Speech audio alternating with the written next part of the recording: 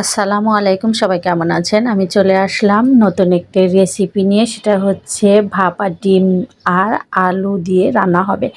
ভাপা করে নেব ডিমটা প্রথমে। তার জন্য পেঁয়াজ মরিচ কুচিয়ে, হলুদের গুঁড়ো, মরিচের গুঁড়ো, লবণ আর আস্ত জিরে দিয়ে সুন্দর করে পেঁয়াজটা সুন্দর মেখে নিয়েছিলাম। তারপরে একে একে ডিমগুলো ভেঙে দিয়ে আমি কিন্তু কাঁটা চামচ দিয়ে ফেটে নিচ্ছি।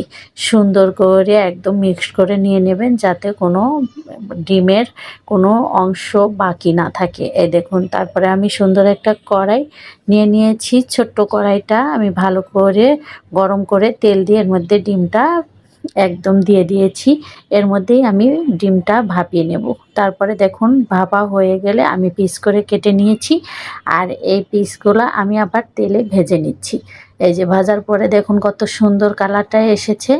আর এটা দিয়েই কিন্তু আমি তরকারিটা রান্না করব। আলু সিদ্ধ করে রেখেছি, আর তার জন্য কিন্তু আমি সবগুলো মশলা দিয়ে একদম মশলাটা কষিয়ে নিয়েছি।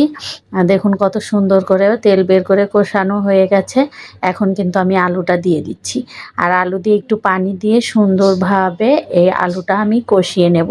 কষানো হয়ে গেলে কিন্তু আমি এর মধ্যে ফুটন্ত গরম পানি দিয়ে ঝোলের পানিটা দিয়ে দেব, যেন সুন্দর হয়। এই যে আমি কষাচ্ছি, আর এই সাইডে আমি গরম পানি বসিয়ে রেখেছি। গরম পানি দিয়ে আমি ঝোলের পানিটা দিয়ে দিচ্ছি। আর দেখুন, আমি কিন্তু তেজপাতাগুলো উঠিয়ে ফেলে দিচ্ছি, কারণ তরকারির মধ্যে যাবা জঙ্গলের মতো লাগে, তাই আমি কিন্তু উঠিয়ে ফেলে দিচ্ছি। আর এখন কিন্তু আমি সুন্দর করে ডিমগুলো দিয়ে ভালোভাবে ফুটিয়ে নেব। আর এই দেখুন, আমার কিন্তু অলরেডি তরকারিটা হয়েও গেছে। কালারটা কেমন এসেছে কমেন্টে কিন্তু জানাতে ভুলবেন না।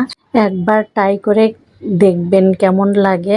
সবাই পাশে থাকবেন, আর লাইক কমেন্ট শেয়ার করতে ভুলবেন না প্লিজ। ধন্যবাদ সবাইকে। আল্লাহ হাফেজ।